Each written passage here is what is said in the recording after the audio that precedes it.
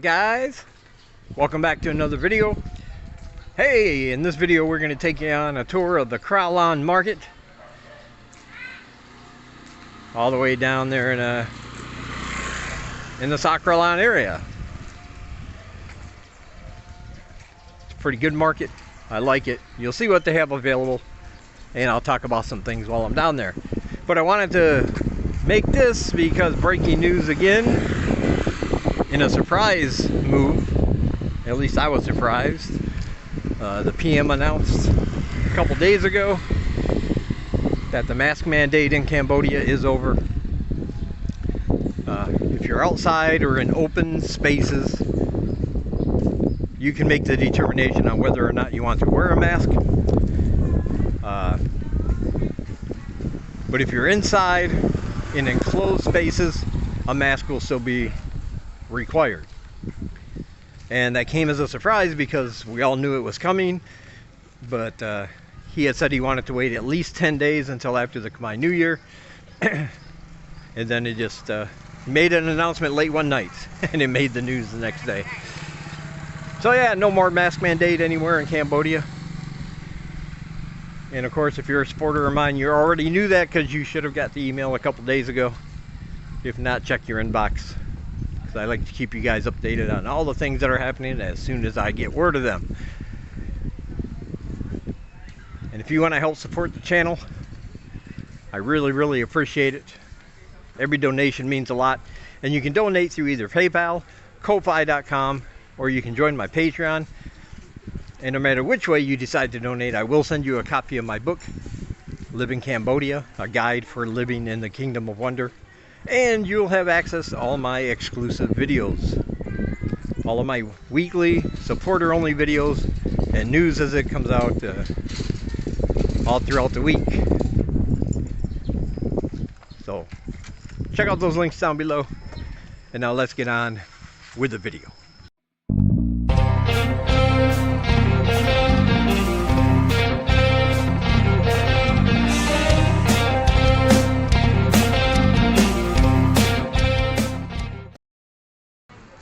Alright guys, we are here at Kralon. I have made some videos from this particular market before. However, I don't get down here often enough. The thing about Siem Reap anyway, and I'm sure this is probably true in all of Cambodia, well, some of the smaller villages I've been to, like in Senglai's home village, they only have one big market. And it's kind of like this, but there's only one. But towns like this that are bigger cities, they have several. We have the old market, we have Sasamaki, Salu is the biggest one, Kralon, Sakram, I think there's one called Sakram. But and several smaller ones also. Those are just the bigger ones. But here is Kralon. And it's actually quite big. It's quite big. Not as big as Salu, but definitely bigger than Sasamaki, even though that's the one we go to because it's a 10-minute walk away from our house, and it's really close, has everything we need. But this one you can find some things that you might not be able to find at some of the smaller ones, depending on what you are looking for.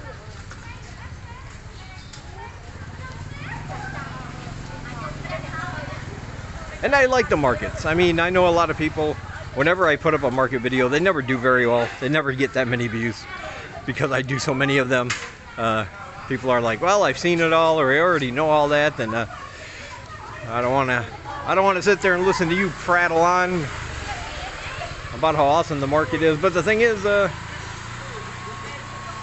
and I say this all the time, I don't think people believe me, but I didn't start this channel for any express purpose except to record the things here that I find interesting and exciting. My new life here when I started 4 years ago. That's why I started this channel. And markets are still a big part of that. I love these markets here. It still amazes me when I walk into a Western style supermarket here in town, yeah, how how it's beginning to seem foreign to me, more foreign than these markets here. All the big blocky buildings, all the well organized shelves, very clean, very sterile, very, you know, very Western style. And there's nothing wrong with that. I'm not mocking that, but I think these ones have more personality. They have more spirit to them. Because I told you this before also, that these markets don't only serve to for commerce, for people to buy things and sell things, but especially for the lady folk, they also act as sort of a hub, a central hub.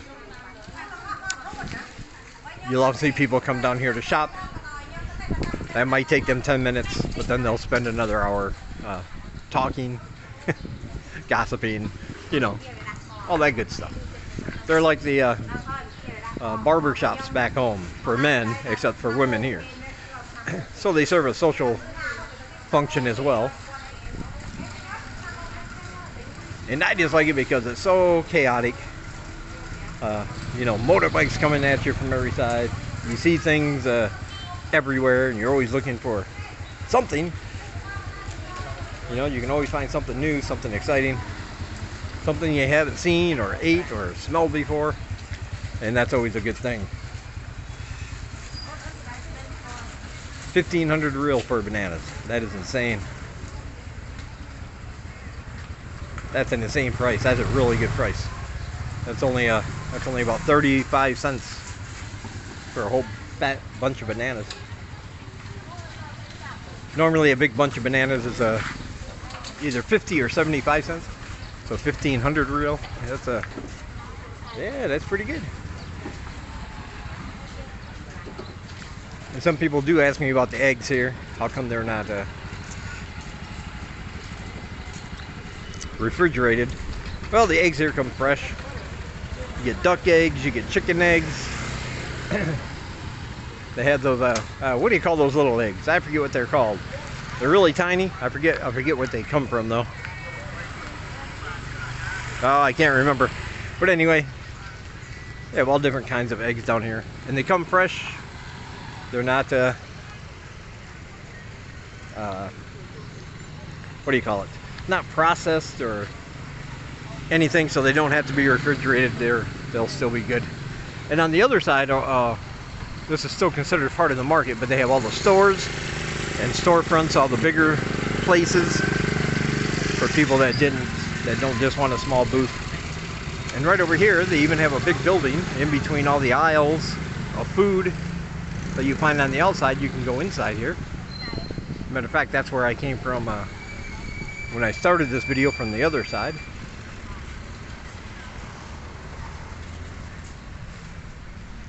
So let's go in. So they have a big inside area, a big outside area. Like I said, bigger than South Samaki, not as big as Salu, but look at all them nice little sweet treats for you right here at the front door.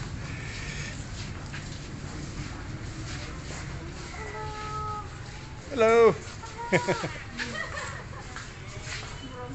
You'll see a bunch of clothes in this section here. Women's clothes, kids' clothes, men's clothes.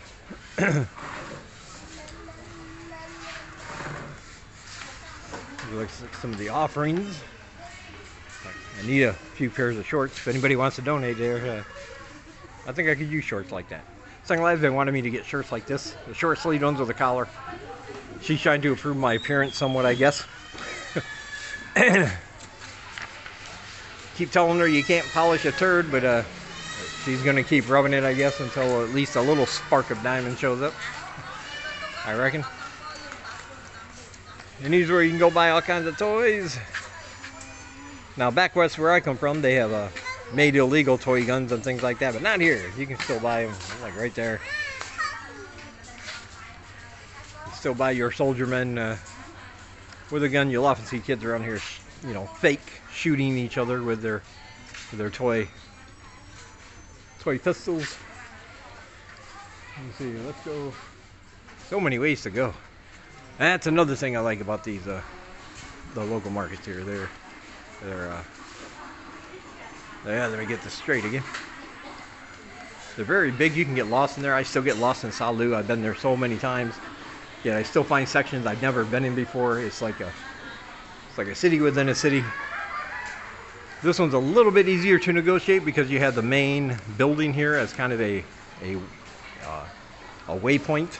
If you do happen to get a little lost, just look up, find the building, and you'll be okay. But as you can see, if you go that way, there's another big stretch out there with people selling food and other things out here the same way. I was wondering where Senglai went. She was in this area when I first left her. Here we go. We got more clothes. You can even find jeans. Actual jeans.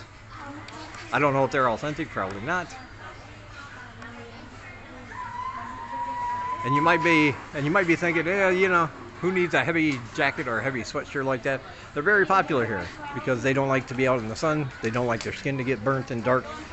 So you'll see, well, I'm sure you've seen people riding or walking around even on the hottest days with a sweatshirt on, you know, long sleeve with a zipper and a hoodie, long pants. That's just protection from the sun, basically.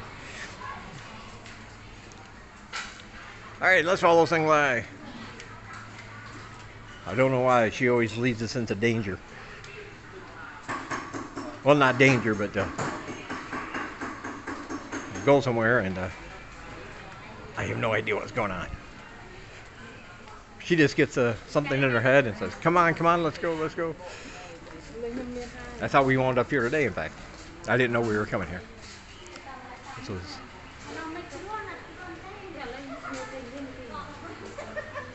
was all her idea. Looks like there's an upstairs. Yeah. Let's go up. Let's see what's up here.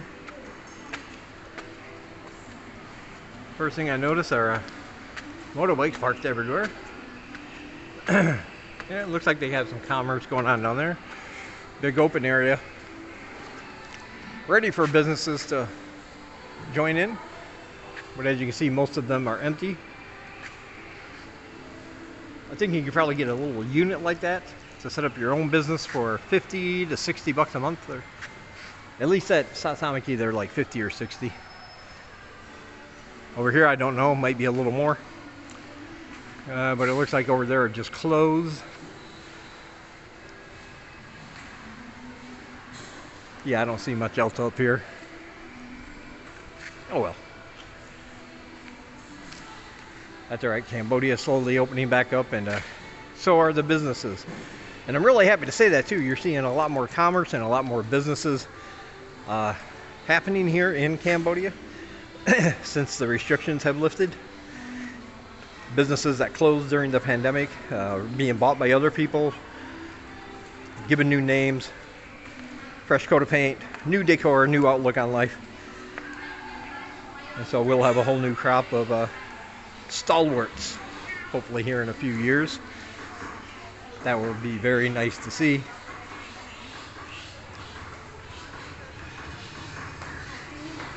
Whoa, backpacks here. Whoa, yeah. And again out here, another little walkway. Like I said, man, these things are hidden everywhere. You go out any of these doors, you're going to find alleyways full of people selling all kinds of things. Here's what looks like a general merchandise kind of place. You got your like Tupperware light containers. You buy your little cookers, rice cookers, plates, silverware, cups, bowls, things for your water. Yeah, all kinds of stuff. All right. And over there, if you need a broom, mop, or every house needs a dollhouse, I guess. You can find that here as well. All right, I hope you guys enjoyed this little tour of Sakralan Market. It's a nice little market. I love these little markets, and I always will.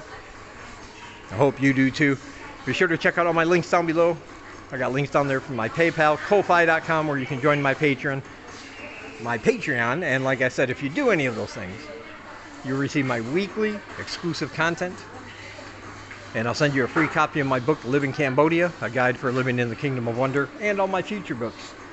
Just as my way of saying thank you for being awesome and thinking of me.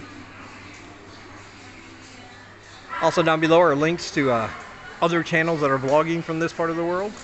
Be sure to check all those out. All my social media is down below as well as my other channel, Horror Reads. If you're into that sort of thing, there you go. The link's down below. Check it out. Find your new favorite book. All right. From Sasamaki, I will talk to you guys in the next one. I meant from Sakralan. I keep saying Sasamaki. I don't mean it. Sakralan. Talk to you guys in the next one.